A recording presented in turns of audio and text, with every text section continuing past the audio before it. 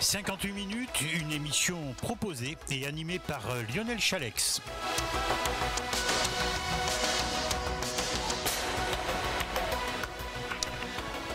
Bonsoir à toutes et bonsoir à tous. Nouvelle émission 58 minutes en direct de nos studios à Coutras. Pardonnez-moi si je tousse de temps en temps, j'ai une vilaine trachéite, je préfère le dire dès le départ. C'est un peu désagréable pour moi et aussi pour les autres à entendre ça. Alors, je salue dans nos studios ici à Coutras Soraya Marchioro-Carl, j'espère, ou Carl, c'est comme ça qu'on prononce votre nom. Marchioro, oui. Marchioro, conseillère municipale déléguée de Guîtres, et puis, bien évidemment, à mes côtés, Jérôme Costard, qui est maire de Coutras.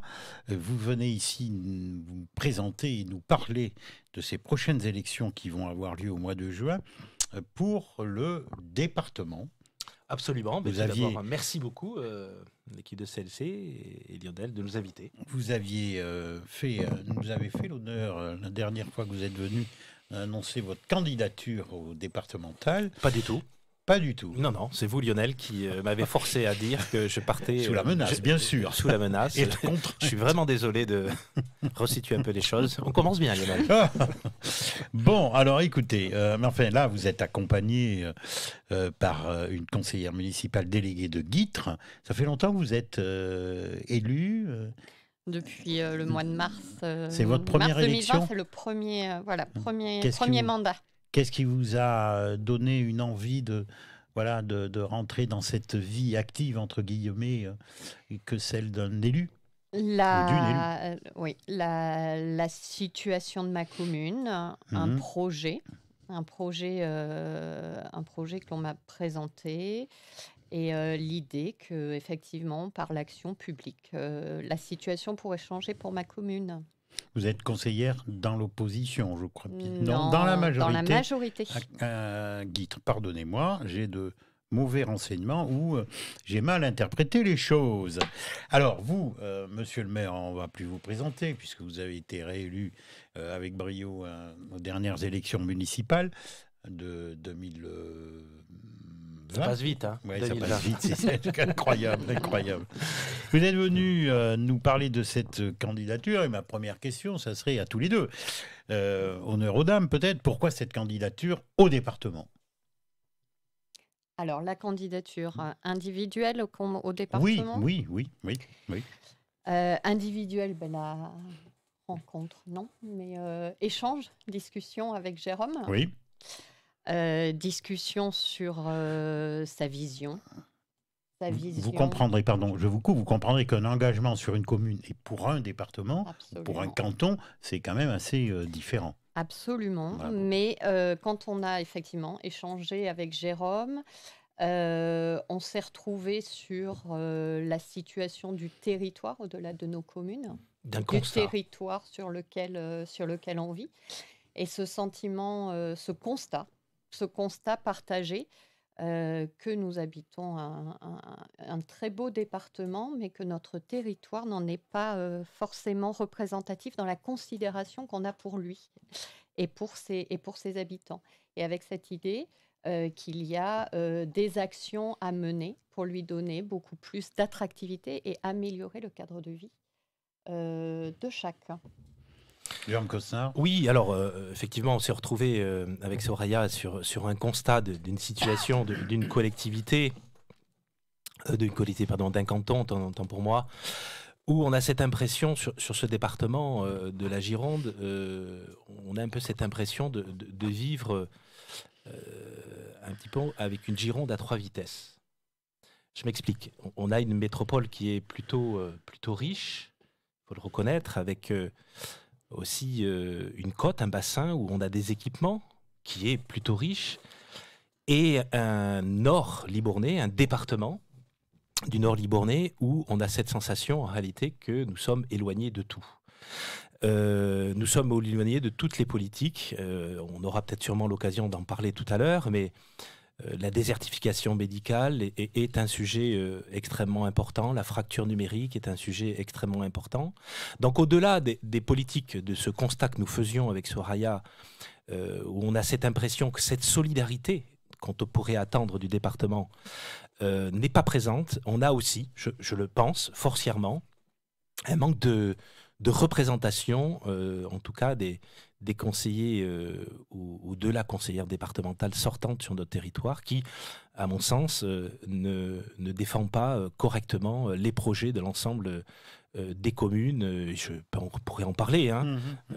J'ai quand même, en tant que maire, des projets sur la commune de Coutras et je vois une absence, en tout cas, de défense des projets. On peut parler du village de Marc, mais pas que celui-là. Vous n'avez pas d'aide du département? Alors, je parle pas d'aide financière par le VDAEC et des subventions, mais ça suffit pas. Je veux dire, effectivement, c'est très bien. Là-dessus, je pense que il n'y a pas de souci, en tout cas sur l'ensemble du canton. Il y a une répartition qui est faite par canton au niveau du département. Mais en 6 ans, j'ai jamais eu d'appel de Madame Lacoste sur aucun sujet pour défendre les sujets qu'on a pu porter sur la commune de Coutras. Je peux imaginer que c'est un peu la même chose sur l'ensemble du territoire. Et donc ce constat nous a amené à dire, sur le territoire du Nord-Ribonnais, il faut absolument que nous puissions aller non seulement défendre un projet, mais ça on va en parler, et en même temps défendre surtout les projets des collectivités et des maires et des équipes sur le territoire pour évidemment les faire aboutir. Et ça, c'est aujourd'hui c'est une des motivations qui a fait, en tout cas, ma volonté de partir, c'est ce manque de représentation. Vous me parlez de l'élu en place, Madame Lacoste. Je suis quand même surpris sur des projets. Jamais cet élu est venu à différentes réunions, vous apporter son soutien. Ça s'est jamais produit. Alors, évidemment, si on prend, il y a bien des moments où ça a dû être fait, mais globalement, sur les projets qui ont été portés d'envergure, je pense à certains projets, comme j'ai pu citer tout à l'heure, mais dernièrement, on a des projets aussi sur le développement économique. Je suis assez triste de dire que quand vous avez des projets importants, vous avez des commissions départementales d'aménagement commercial sur des projets de développement. Et vous avez une commission où les différentes institutions sont représentées. Tristement, je peux dire que la dernière que j'ai pu faire, il y a à peine un mois de ça, où j'ai été plaidé pour un projet, le département était totalement absent. Moi, je peux assurer une chose, c'est que si nous avions la chance d'être élus, c'est-à-dire si les concitoyens de ce territoire nous faisaient confiance, je peux assurer une chose, c'est qu'on sera représenté sur toutes les institutions pour aller porter, présenter, défendre, plaider les projets qui seront portés par les maires de ces communes. Soraya Machioro, Karl, il ne faut pas que j'oublie, c'est Karl. Oui. Bon, vous partagez le point de vue de Jérôme. Oui, c'est aussi le point sur lequel on s'est retrouvé sur nos constats, c'était cette notion de proximité. Vous demandiez tout à l'heure qu'est-ce qui peut motiver pour passer de l'action publique à l'échelle de la commune à celle du département, cette proximité du conseiller départemental avec les administrés, mais aussi les élus, c'est quelque chose qui nous manque et c'est un échelon qui permettrait pourtant d'asseoir davantage l'administration départementale. Alors, les enjeux... Pardon, ça m'est très difficile aujourd'hui. Les enjeux du scrutin sont très importants. Bien sûr que les enjeux sont vraiment extrêmement importants parce que le conseiller, celui qu'on appelait le conseiller général, qui est maintenant le conseiller départemental. Pardon, excusez-moi. Non, il n'y a pas de souci. Ça va passer. Le conseiller départemental est un élu de proximité, est un élu encore de proximité. C'est vrai que quand on regarde les élus qu'on peut avoir, ce sont les adjoints, les conseillers délégués, les maires, les conseillers départementaux. Ce sont des gens qui vivent, en tout cas normalement devraient vivre sur notre territoire. Et donc des gens qui sont évidemment, et des élus qui sont tout à fait abordables. Je dirais c'est le pare-choc un peu de la République et de la société. Après, quand vous avez des parlementaires, à cause de leur exercice, c'est évidemment beaucoup plus compliqué d'être sur un territoire. Donc oui, c'est un enjeu, ces élections sont un jeu important. Bien malheureusement, je pense qu'elles sont un peu trop étouffées par rapport à 2 élections, puisque vous savez que vous avez les élections régionales et départementales.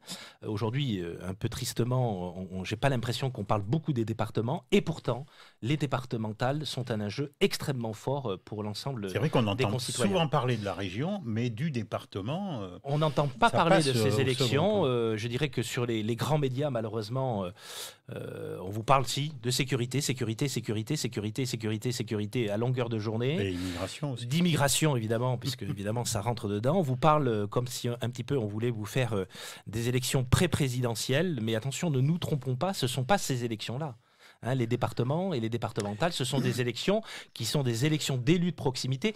Et c'est vrai, j'en finirai là, mais l'idée quand même, c'est on a voulu se focaliser sur 3 grands axes en fait sur ce projet.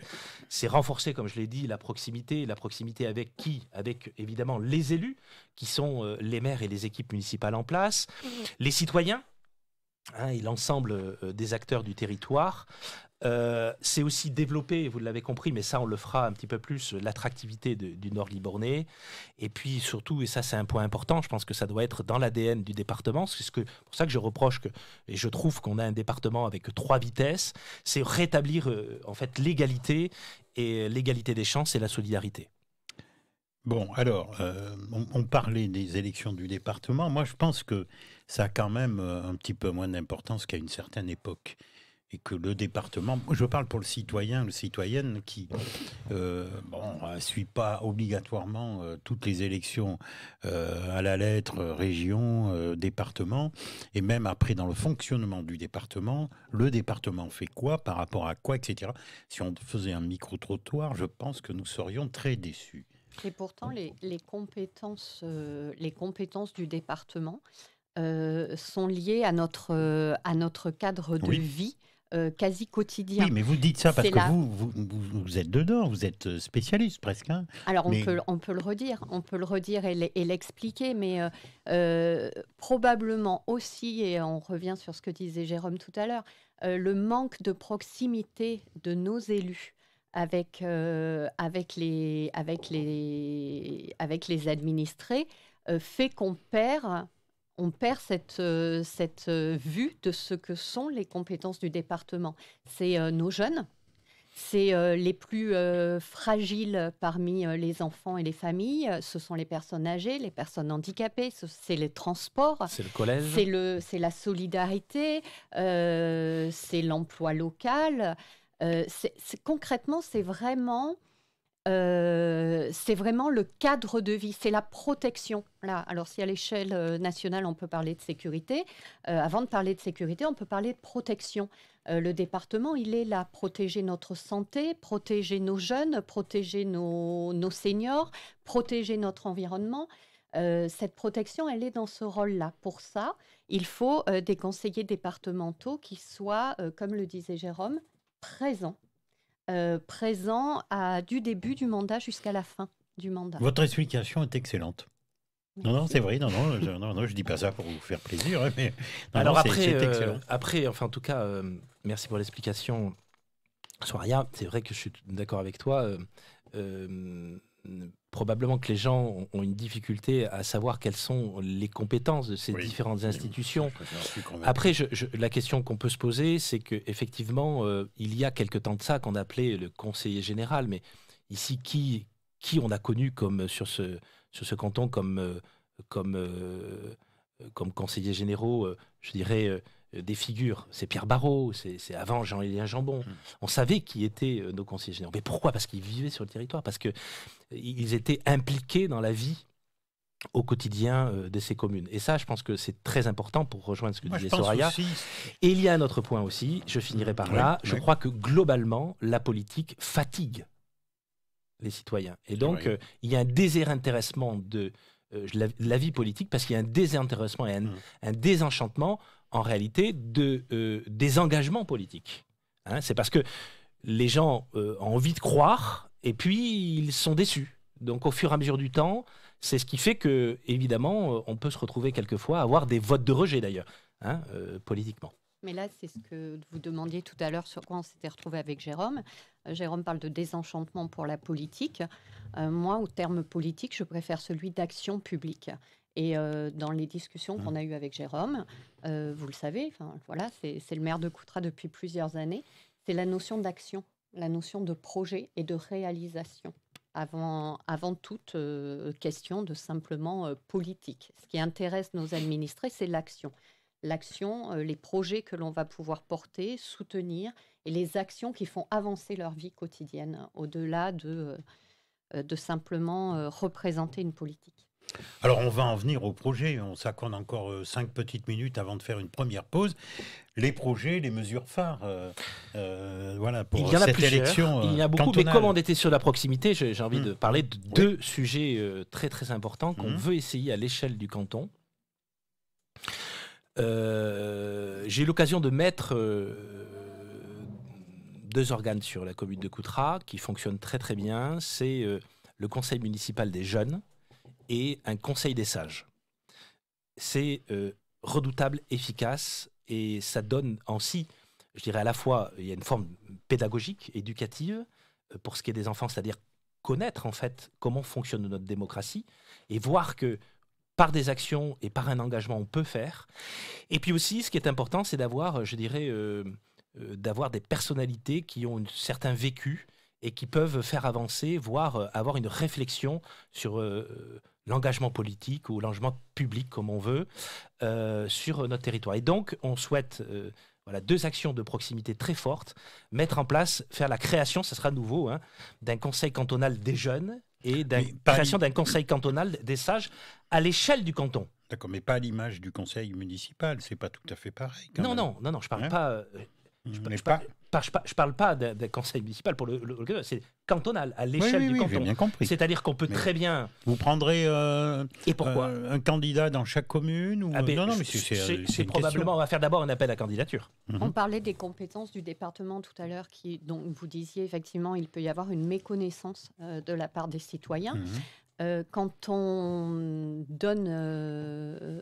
quand on accorde de l'intérêt à la voix des plus jeunes et quand on leur fait une place, à travers eux, on porte ces connaissances dans la famille. Ça sera un excellent moyen pour les familles, à travers l'action de leurs jeunes, de se rendre compte concrètement de ce que sont les compétences du département. Et ça sera aussi l'occasion chez ces jeunes-là de travailler dès cet âge qu'on sait fondamental, à savoir 11-15 ans, leur place dans la société et donc le sens de cette assemblée. Une initiative n'est que excellente, bien évidemment. Il faut l'essayer, il faut la tenter. Ah oui, complètement. Mais je n'ai jamais entendu parler de ça, mais je trouve l'initiative excellente. Et puis c'est peut-être, vous le disiez quasiment à l'instant, intéresser les jeunes à ce qui se passe sur leur canton, dans la commune, etc. Puisqu'il y a aussi quand même quelque part, pour certains, un désintéressement. Il y est pour les adultes, il y est pour les jeunes. Et ça, je dirais que c'est la fragilité sur le moyen long terme pour notre démocratie. C'est-à-dire que s'éloigner du fonctionnement et de sa compréhension, s'éloigner en fait et de ne pas connaître comment tout ça s'articule, c'est au fond, quelque part, malheureusement, tristement, impacter la démocratie sur son long terme. Et donc, à nous, en tout cas, de trouver des initiatives, à nous de trouver des moyens de façon à, à rabibocher un petit peu le monde politique, l'action publique et en même temps les administrés. Ces instances pourront être mises en route et en place rapidement après l'élection. Sur la fin de l'année, il faudrait qu'on ait arrivé à mettre ça en place si jamais on nous faisait confiance. La protection de l'enfance, c'est aussi une des compétences du département. Donner aux plus jeunes cette certitude que leur voix compte, qu'on les écoute, qu'ils peuvent s'exprimer, participe aussi de la construction de l'estime d'eux-mêmes et de la protection de cette enfance. On n'est pas que dans le après, une fois que l'enfant souffre, mais on est aussi là dans la construction. Donc, au-delà de la dimension pédagogique, il y a vraiment une intention de s'intéresser à l'enfance en elle-même. Nous allons faire une première pause musicale et je vous rappelle, je suis avec Soraya. Marchereau-Carle, avec aussi Jérôme Cosnard. Nous parlons des élections cantonales qui vont avoir lieu en juin. La web radio, et nous sommes dans l'émission 58 minutes. À mes côtés, Soraya Marchereau-Carle, qui est candidate aux élections cantonales, aux côtés de Jérôme Cosnard, maire de Coutras. J'ai oublié quand même tout à l'heure de citer les deux autres colistiers, qui sont Sophie Delcourt, qui est 3e adjointe aux articles de Lussac, et Patrick Huchet, qui est maire des Églisottes et Chalors. Voilà, ceci est fait. Ne les oublions pas, ils sont à vos côtés. Oui, et puis il faut non seulement pas les oublier, mais d'ailleurs le terme, on se l'accorde tous parce qu'on parle de suppléant, je trouve ça pas très joli. C'est une équipe que l'on a choisie et qu'on a voulu. Hein, c'est-à-dire qu'on a un territoire, on a voulu souhaiter que l'ensemble du territoire soit représenté. Là encore une fois de plus aussi pour ce qui est de la commune des Églisottes, avec évidemment Patrick Huchet, avec qui on a là aussi des valeurs communes. C'est un homme extrêmement à la fois intéressant, passionnant et très dévoué pour sa commune. La commune des Églisottes est pas la dernière, mais une des dernières communes frontalières avec les 3 autres départements. Et c'est aussi une commune qui, je trouve, a été très largement oubliée du département. Donc le symbole est fort que d'avoir le maire des Églisottes et Chalors. Et il était important aussi que sur le territoire du Lussaquais, on puisse avoir enfin en tout cas une élue qui puisse porter ce territoire. Et donc c'est fait avec Sophie Delcourt, qui fait partie de l'équipe donc de Jean-Pierre Quay, qui est le maire donc des Articles de Lussac. Alors, représentativité géographique, mais aussi par la diversité de nos centres d'intérêt, ou plutôt de notre quotidien, voilà, des professions que nous faisons, qui sont différentes, des domaines dans lesquels on a exercé, domaines de compétences, voilà, issus du civil d'horizons variés, qui correspondent à la réalité du territoire. Jérôme Cosnard, vous qui êtes le meneur dans tout ça. Le meneur. Si, c'est vous qui avez quand même décidé en premier de partir pour les cantonales. Il a fallu que vous trouviez des colistières, des colistiers. Comment ça se passe justement à ce niveau-là? C'est pas évident pour là, en fait, je vais être très clair sur le sujet. Effectivement, j'avais ce souhait de pouvoir faire quelque chose pour le département, en tout cas de m'engager. J'ai appelé Soraya pour savoir un petit peu comment elle percevait le territoire, comment elle percevait les choses. Et je lui ai proposé, après avoir discuté, de savoir si elle serait intéressée effectivement de partir sur ce combat des élections, parce que c'est un véritable combat, hein, quand même, de s'engager politiquement. C'est pour ça qu'on parle de combat politique d'ailleurs, hein, c'est pas pour rien. Oui, parce que évidemment, il faut se relever les manches. Et puis, comme je l'ai dit tout à l'heure, je crois que c'est important de mettre du dynamisme et de réconcilier ce territoire avec le dynamisme. Et puis après, évidemment, après des discussions qu'on a pu avoir ensemble, on a essayé de voir, à rechercher des personnes qui, à mon avis, identifiaient le mieux le territoire par leurs compétences, comme a pu dire Soraya, et aussi par une situation géographique qui soit le mieux représentée. Et donc, on a pris contact à la fois avec Sophie Delcourt, mais aussi avec Patrick Huchet. Voilà, en tout cas, vous avez bien réussi, parce que géographiquement... vous faites le tour du canton, là. C'est important, oui. Bien sûr. Je crois que c'est important. Elle l'a très bien dit, Soraya aussi, c'est des compétences. Patrick Huchet est un ancien officier de la gendarmerie, donc les sujets de sécurité sont des sujets qu'il maîtrise, qu'il connaît, dont il a eu l'habitude pendant toute sa période, en tout cas d'activité, d'avoir à la fois un avis, mais aussi des expériences. Et il n'y a pas mieux que pour avoir un avis que des expériences.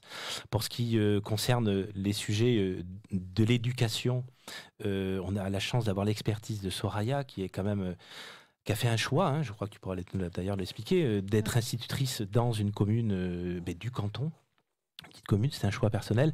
Et donc avec des avis, je dirais, d'expertes sur ce sujet, puisque vous le savez, les départements ont en charge quand même la gestion des collèges, et c'est un point important pour notre territoire. Les collèges sont évidemment des sujets extrêmement sensibles. Après, pour ce qui concerne les articles de Lussac, nous avons la cohésion, et là j'ai un petit trou, Sophie Delcourt. Sophie Delcourt. Vas-y, je te laisse. Sophie Delcourt, elle est secrétaire des EHPAD de Libourne. Voilà, donc elle a cette connaissance-là de l'accompagnement de nos aînés. Exactement. De toute la complexité et sensibilité qu'il y a autour de cette question, et qui est humainement extrêmement importante, et qui est une des belles compétences, une des belles compétences du département avec l'enfance. Et vous, de la jeunesse, alors? Vous êtes institutrice? Moi, je suis institutrice. Oui, je suis institutrice. Je suis la maman d'un collégien, donc engagée dans la vie associative, dans les représentants de parents d'élèves, et qui connaît effectivement la situation, notamment du collège de Guîtres, mais aussi de l'enseignement dans le secondaire. Alors, nous allons revenir aux mesures phares. On a parlé de la création d'un conseil cantonal des jeunes, création d'un conseil cantonal des sages, et là, vous souhaitez que l'on parle pour le développement de l'attractivité du Nord Libournais. Pardonnez-moi, ma langue fourche un petit peu ce soir. Ça arrive. Oui, alors, on va faire du ping-pong avec Soraya, mais pour répondre un petit peu à notre vision concernant l'attractivité de ce territoire. Bon, un point important qui est une des compétences, alors si elle n'est pas toujours directe, elle l'est au moins indirecte, et par les financements, et d'ailleurs c'est pas toujours parce qu'on n'a pas de compétences qu'on n'a pas d'idées, et qu'on ne peut pas les défendre et les porter. C'est l'aménagement, les aménagements routiers. Bon, ça c'est vraiment un point sur lequel je trouve qu'on a un retard profond, important. Quand je parlais tout à l'heure de ces départements à 3 vitesses, entre une métropole, entre évidemment une côte où les équipements, on peut le voir, ne serait-ce que les accès piétons, les pistes cyclables, enfin bon, on est quand même vraiment à la ramasse. Et puis il y a un point très très important aussi, donc de l'investissement, et je crois que sur nos routes d'ailleurs les gens souvent s'en plaignent. Donc, en tout cas, défendre pour on retrouve un niveau de qualité et des investissements avec une véritable vision d'aménagement pour le piéton et le cyclable. Et en même temps, un point qui est excessivement important, puisque vous savez que la mobilité, c'est un point crucial pour le développement d'un territoire. On a la communauté d'agglomération qui fait un boulot monstrueux sur ce sujet, je tiens encore à le rappeler, mais ce qui dépend quand même des cadencements, particulièrement pour nos gares, puisqu'on a la chance quand même d'avoir sur le territoire à la fois la gare de Saint-Denis-de-Pile, mais aussi on a la gare de Sainte-Mille, la gare de Coutras évidemment, plus de 1000 voyageurs par jour, mais vous avez la gare de Saint-Médard-de-Guizière, la gare de Saint-Srin-sur-Lise, la gare des Églisottes. Donc cette chance d'avoir des gares, c'est d'arriver à les défendre quand même, ce territoire, pour qu'on ait plus de cadencement. Ça me mettrait pas en colère, mais ça me fait... J'ai de l'énergie à en revendre, parce que je vois au quotidien d'ailleurs des territoires qui deviennent de plus en plus des territoires choisis, où les gens ont envie de venir, et des choix donc de gens qui ont envie de passer et d'avoir une qualité de vie. Et en même temps, ils peuvent travailler sur Bordeaux. Quand on regarde, je prends la gare de Coutras, qui est un petit peu l'épicentre du canton, on est à peu près à 35 minutes du centre-ville de Bordeaux. C'est juste à côté. Donc on peut très bien penser à vivre sur ce territoire et en même temps y travailler à Bordeaux. Mais pour ça, il nous faut plus de cadencement. Donc que ce soit pour le RER métropolitain, mais aussi par le TER. Je pense que ce sont des sujets que les prochains élus devront porter, défendre, parce que ce territoire manque sur ce sujet de représentativité.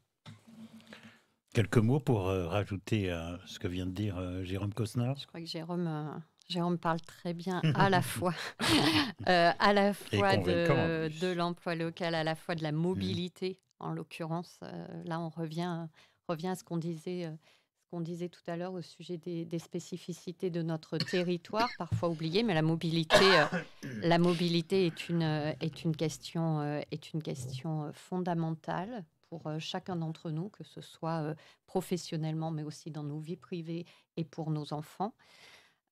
Pour continuer dans l'attractivité du Nord Libournais, il y a dans le programme plusieurs actions autour de la valorisation des loisirs et de la culture. Une des actions, le département joue un rôle très important autour du loisir, autour des loisirs, autour de la culture. Ça relève on touche à la fois à l'égalité des chances, mais aussi à tout simplement la jeunesse. On a proposé la notion d'un pass culture. Le pass culture, actuellement, la proposition du département se fait au niveau des structures, c'est-à-dire que le département accompagne les structures qui proposent des sorties. Le pass culture va plus loin, puisque le pass culture tel qu'on le conçoit, c'est un outil proposé directement aux familles ou aux jeunes, avec une somme allouée qui permet d'accéder tout autant à des activités culturelles qu'à des loisirs. On peut l'imaginer sous la forme d'un pass, sous forme d'application, d'un e-portefeuille par exemple. De la même manière, on parle de loisirs et de culture dans notre proposition à travers l'ouverture de nos établissements collèges aux associations qui souhaiteraient bénéficier des infrastructures les mercredis, les week-ends ou pendant les vacances.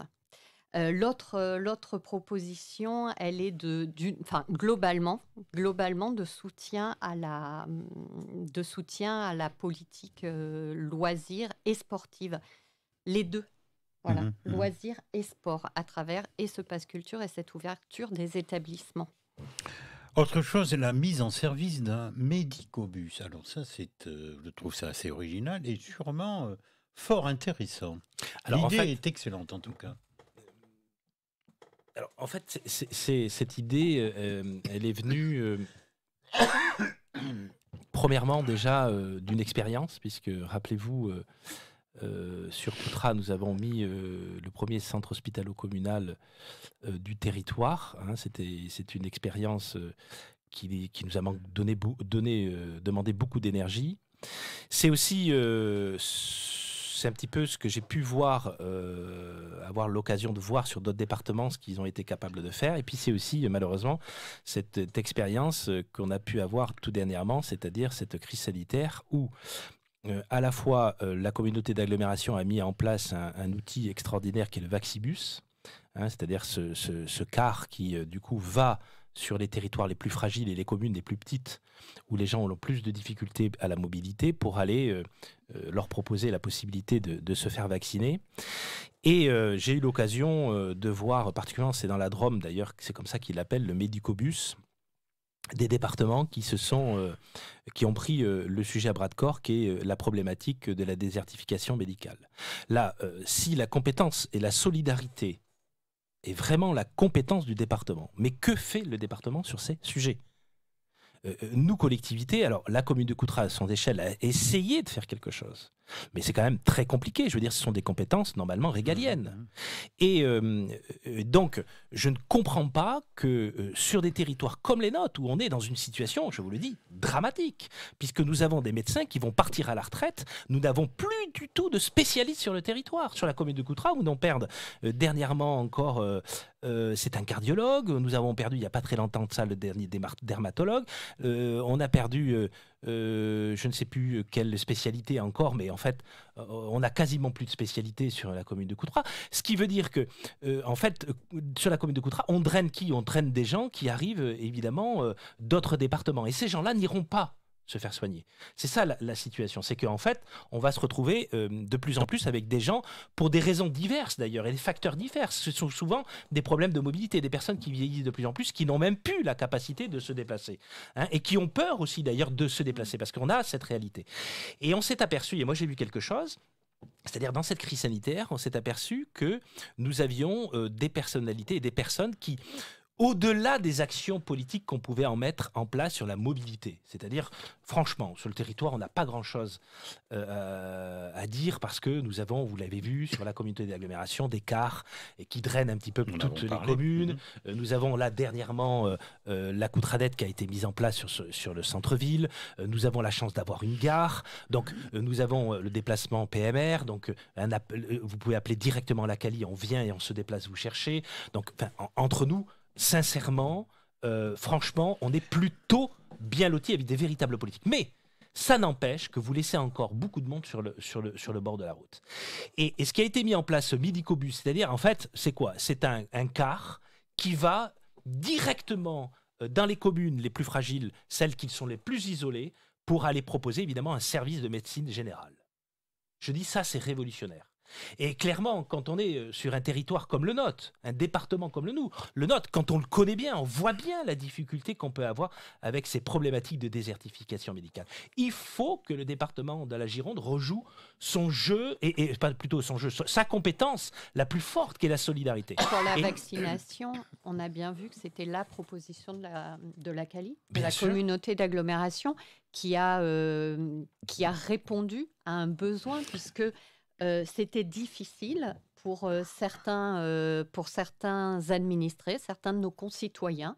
Certes, Libourne n'est pas très loin, mais il y avait quand même cette difficulté, cette appréhension. Voilà, on a des personnes qui, en plus, étaient dans une situation de fragilité et de peur depuis plusieurs mois.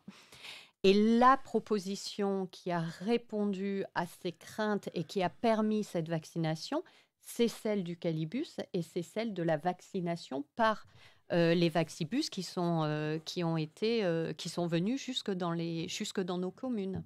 C'est cette proposition-là qui a rassuré, qui a permis de vacciner largement. Un petit coup de gueule, parce que tout à l'heure, Lionel, vous me posiez la question, mais je ne comprends pas, vous n'avez pas eu pendant ces 6 ans d'appel de vos représentants.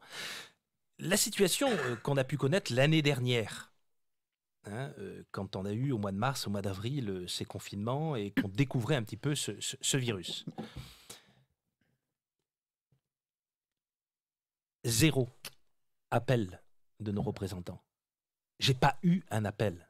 Quand vous dites nos représentants, vous parlez du département. Je parle du département. Oui, ben là, en tout cas, on se présente pour le département. Hein. Oui, non, voilà, j'ai bien compris, mais que Soraya peut-être pour les présidentielles, mais celles et ceux qui nous écoutent, celles et ceux. Non, mais il faut être clair aussi. Là, on est vraiment clairement sur le département. Celles et ceux qui nous écoutent comprennent. Ne nous ont pas appelés pendant cette période qui était.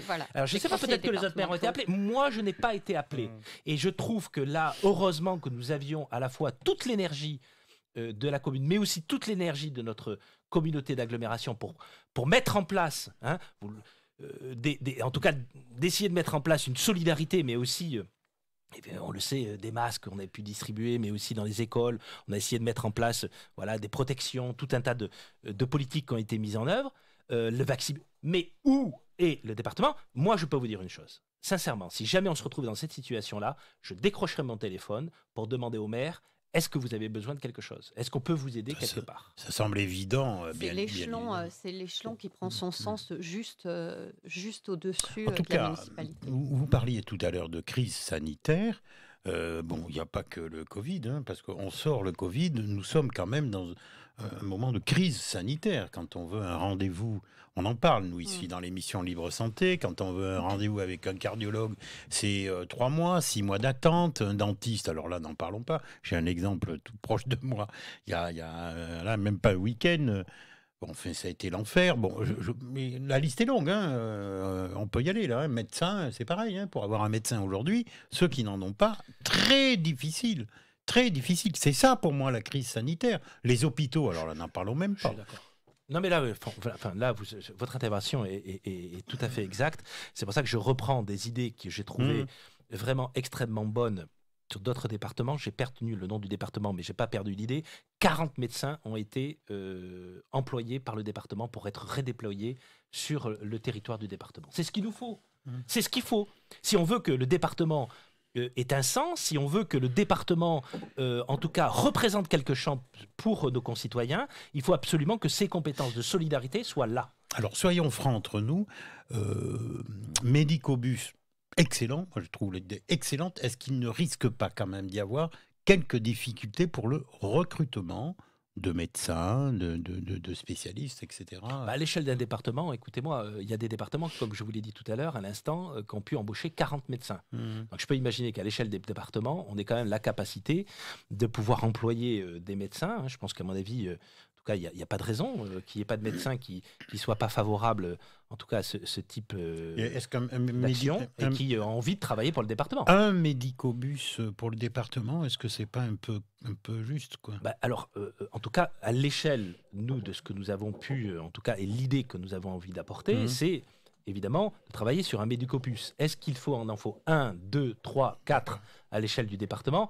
Vous remarquerez que pour l'instant, en tout cas, on essaye d'apporter des idées et que le département, probablement, n'est pas certain non plus de changer de majorité. Donc, je veux dire, à notre échelle, en tout cas, nous allons amener des idées. Hein, je crois qu'il est important. Après, quelle mesure et quelle quantité il faudra, ça, il faudra d'abord qu'on arrive à convaincre ceux qui seront, si jamais on avait la confiance des électeurs, ceux qui seraient ou qui pourraient être à l'exécutif. Notre rôle, ce sera de les porter. On parle de solidarité avec ce médicobus.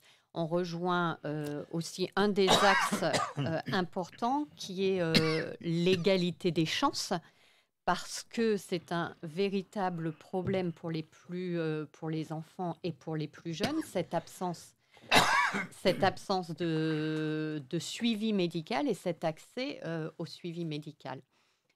Apprendre à lire quand on a des problèmes de vue, quand on a trouver un orthophoniste, trouver un ergothérapeute, c'est pour beaucoup d'enfants de notre territoire et pour beaucoup de familles, ça nécessite une mobilité à laquelle ils n'ont pas accès et ça compromet cette égalité des chances dont le département est garant. Alors, on va faire une petite pause parce que là, j'ai vraiment une canne de tout qui n'arrive pas à passer.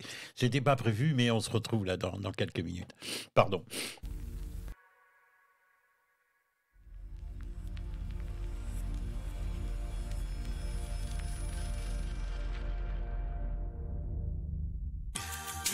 Vous écoutez CLC Média. Voilà, nous arrivons dans notre dernière ligne droite. J'ai pu récupérer un tout petit peu. Je suis avec Soraya Machioro-Carl, qui est conseillère municipale déléguée de Guîtres, et Jérôme Costard, qui est maire de Coutras.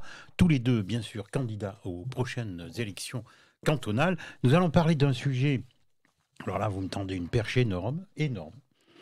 Vous voulez que l'on parle de la fibre optique le plus rapidement possible dans le Libournais? Eh bien, monsieur le maire, je vais vous annoncer que la semaine prochaine, CLC Média sera avec la fibre optique. Ici, dans notre studio, nous avons l'installation de la fibre optique la semaine prochaine. Voilà. C'est une bonne chose. Oui, c'est une bonne chose pour nous, ça va nous arranger. Il faudrait décrocher le téléphone, vous ne répondez pas, c'est pas grave. Je pense que c'est celui-là. Voilà. Non, c'est pas moi alors. Non, c'est pas le nôtre. Là, c'est quelqu'un là-bas. C'est un téléphone. C'est du côté vidéo. Et voilà, et personne ne bouge. Alors, ça y est. Ah, on l'a stoppé. Donc voilà. Semaine prochaine, nous allons avoir de la fluidité pour nos émissions de radio. Jean-Yves, notre technicien en chef, nous a dit que ça allait être beaucoup mieux pour nous. Et alors vous souhaitez que tous les habitants du canton nord du Libournais bénéficient de cette fibre optique. Oui, parce que c'était un vrai problème, en tout cas en termes là aussi d'égalité des chances. On a des territoires, des communes sur lesquelles malheureusement la fibre n'est pas encore là.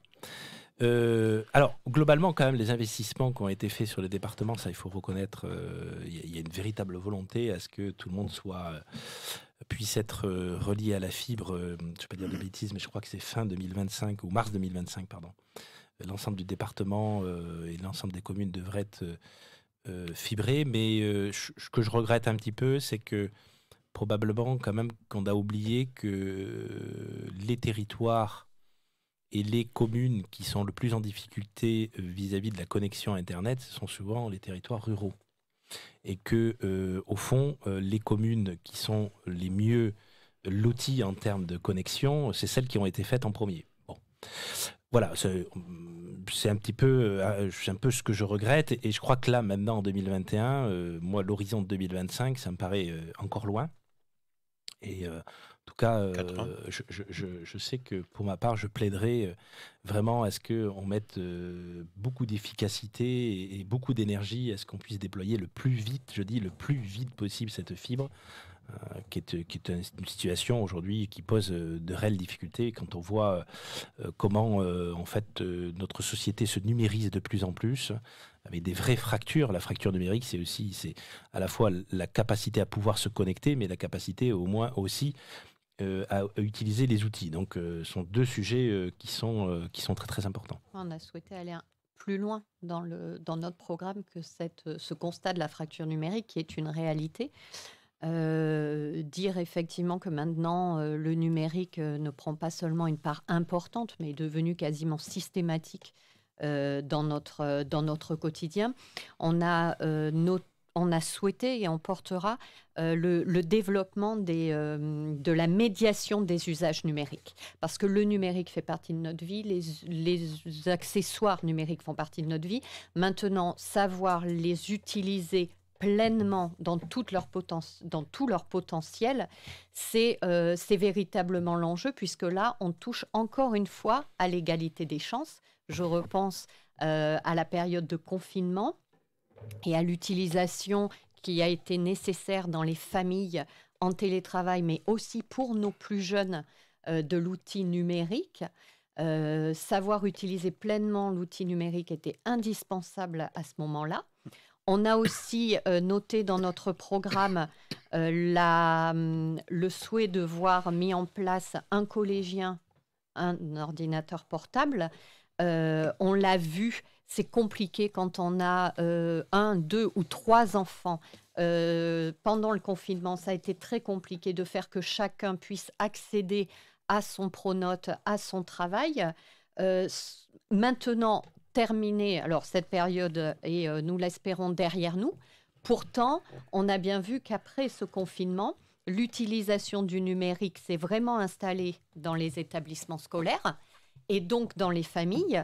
Et nos jeunes continuent à avoir besoin, tant mieux, leurs enseignements se diversifient, mais nos jeunes continuent à avoir besoin d'un équipement informatique. Et là, on touche vraiment, outre la liberté dans l'utilisation consciente des outils numériques, à l'égalité des chances dans les familles. Ce sont deux mesures qui vont au-delà de la simple, qui est déjà fondamentale, connexion pour effacer cette fracture numérique. Monsieur le maire, nous arrivons à la fin de l'émission. Pardonnez-moi pour ma voix. J'ai pas couvert la vôtre, bien évidemment, m'en serait bien gardé. Mais une petite conclusion quand même, en quelques minutes, à chacun pour ce rendez-vous du mois de juin. Le premier tour, c'est le 20 juin. Deuxième, 27. Oui. Je sais pas, tu veux que je commence, Soraya ? Oui, allez, bon. Alors, simplement, on a eu l'occasion d'en parler tout à l'heure. Je pense que le point très très important, je crois qu'il faut absolument que nos concitoyens se mobilisent sur ces élections. Je pense que je l'ai dit tout à l'heure, c'est excessivement important. Un fort pourcentage d'abstention. Voilà, il y a un fort taux d'abstention et ça m'inquiète. Je trouve que c'est quand même dommage. Alors je peux comprendre que ça va se passer sur des périodes un petit peu, où on va retrouver une forme de liberté et que probablement il fera beau. Mais je crois que là, notre devoir de citoyen, il est important parce que, je l'ai dit tout à l'heure, les conseillers départementaux, ce sont quand même des élus de proximité. C'est ceux, comme on l'a dit, je ne vais pas refaire la liste de toutes les compétences que peuvent porter le département. Ce sont quand même des élus qui sont extrêmement importants pour les politiques qui vous concernent, qui concernent les citoyens et celles qui les concernent au plus proche d'elles. Donc, vous l'avez compris, on est extrêmement motivé à porter ce territoire. On a une volonté d'aider, je l'ai dit, et de mener une politique proche du citoyen, proche surtout des élus, parce que je sais trop comment c'est difficile et compliqué de porter des projets sur des communes et des petites communes, quelquefois, qui ont malheureusement peu de moyens. Et donc, en tout cas, c'est notre volonté d'être des élus proche d'eux, de les accompagner dans leur démarche. Et puis, en tout cas pour moi personnellement, je sais que Soraya a la même vision. On se veut être aussi des élus qui reconsidèrent la valeur du travail. On n'a pas eu vraiment l'occasion d'en parler tout à l'heure, parce qu'évidemment, en 1 heure, il est difficile de parler de l'ensemble des projets. Mais j'ai envie qu'on soit aussi les élus qui remettent sur le devant, parce qu'on en a besoin, ce qui est la valeur du travail. Et c'est vrai qu'un sujet sur lequel on n'a pas eu l'occasion de parler, on sait que, en tout cas, l'équipe sortante est sur la vision d'un revenu universel. D'ailleurs, d'abord, alors je ne vais pas débattre totalement et surtout expliquer exactement ma position, parce qu'il faudrait d'abord savoir quel est le revenu universel qui est présenté, c'est-à-dire rentrer dans les détails. Mais en tout cas, je ne suis pas très favorable, ce qui est certain, à avoir un revenu sans contrepartie. La solidarité, oui. L'assistanat, non. Je le dis parce que c'est quand même important. Et quand je vois que le département a été contre l'idée même que quand on touche le RSA, on ne puisse pas en même temps travailler, je trouve ça assez déplorable. C'est important, je pense qu'il faut absolument que la réinsertion, ça passe par le travail, c'est important, et il faut absolument qu'on puisse avancer sur ces sujets. En tout cas, nous, je sais que sur notre commune, vous le savez, on en a déjà parlé, on avance, c'est important, et je crois que cette valeur du travail, aujourd'hui, il est important d'en parler, de la remettre devant la scène, parce que malheureusement, je trouve qu'elle est bien trop sacrifiée à plein d'égards. Soraya je vais reprendre ce que dit Jérôme. On sait bien que le 20 et le 27 juin correspondent pour nous à une période, à la sortie d'une période très difficile. On a envie de légèreté, on a envie de passer à autre chose. Mais j'aimerais vraiment rappeler qu'il y a là encore un effort à faire ces 2 jours-là en allant voter, parce que les conseillers départementaux, par les compétences du département, sont ceux qui vont pouvoir porter ces notions qui sont celles du département et qui nous ont été tellement chères dans l'année passée, de protection. Protection de la santé, protection de nos seniors, protection des plus jeunes, protection de l'emploi local. Toutes ces compétences sont celles du département, et ce sont celles que pourront porter des conseillers départementaux tels qu'on les voit nous, de proximité. Donc vraiment encore un effort, c'est 20 et 27 juin pour aller voter pour demain. Merci à tous les deux d'être venus. Je pense qu'on peut aussi peut-être l'annoncer. Jeudi prochain, dans 48 heures, se tient un conseil municipal. Oui. Absolument. Il est ouvert au public ou pas encore ? Alors, il est ouvert au public avec une jauge. Renseignez-vous sur... auprès de la mairie ? Oui. Alors, par exemple ? 30. 30 personnes ? Oui, avec une jauge de 30 personnes. Donc, les 30 premiers pourront y venir. Salle du Sully ? Salle du Sully, puisqu'on a encore 19h. Parfait. Et j'espère que nous allons retrouver dans les semaines, les mois à venir, notre belle salle du conseil municipal de la mairie. Mais pour l'instant, nous sommes encore effectivement à la salle des fêtes. En tout cas, merci. Merci encore à l'équipe. Pardonnez-moi, c'est pas mon habitude. Non, mais j'espère qu'on est arrivé à couvrir. Non, il faut que j'arrête parce que je vais me remettre encore à tousser. Ça va être abominable. Merci pour votre Merci accueil. de votre venue, et puis, comme on dit, à la revoyure.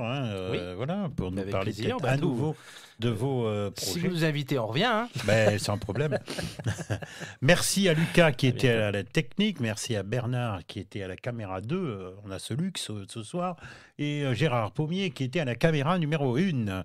Voilà, cette émission, vous pourrez la réentendre samedi matin entre 10h et 11h dans le cadre de la vie d'ici. Vous pourrez la réentendre aussi la semaine prochaine dans je ne sais plus quel jour, mais vous pourrez la réentendre. Et puis c'est tout. Voilà, je vous souhaite une bonne soirée à l'antenne de CLC Média. Quant à moi, je vous retrouve maintenant en direct mardi prochain. Bonne soirée. Bonne soirée.